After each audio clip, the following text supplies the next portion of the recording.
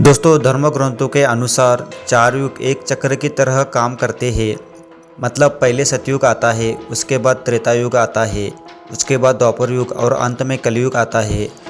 कलयुग सबसे अंतिम युग है, उसके बाद फिर से सतयुग आएगा।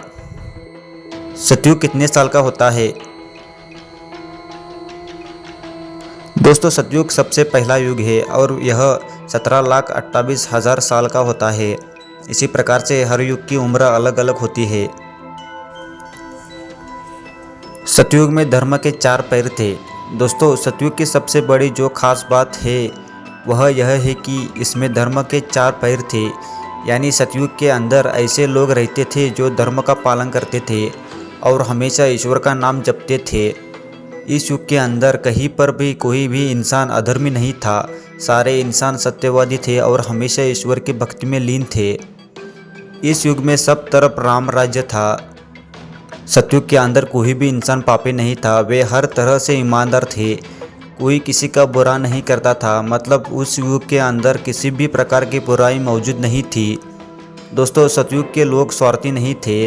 वे सदा एक दूसरे की मदद करते थे और सदा भगवान की भक्ति में लीन रहते थे। सतयुग के अंदर व्यक्ति की आयु कितनी होती थी?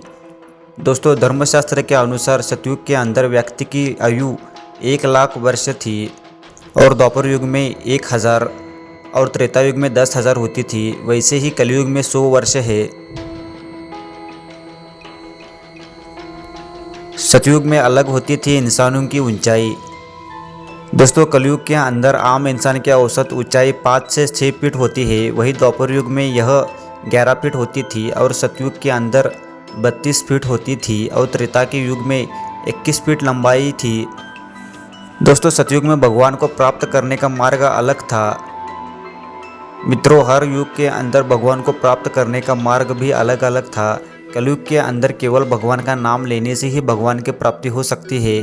वैसे ही सतयुग में भगवान को प्राप्त करने के लिए ध्यान करना पड़ता था। हर युग में था भगवान का अलग अलग अवतार। दोस्तों, कलयुग के अंदर भगवान कल के अवतार लेंगे और द्वापर युग के अंदर भगवान राम ने अवतार लेकर धर्म की स्थापना की थी। वैसे ही सतयुग के अवतार के अंदर कुरुमा अवतार, मत्स्य अवतार और वराह अवतार, नरसिंह अवतार था।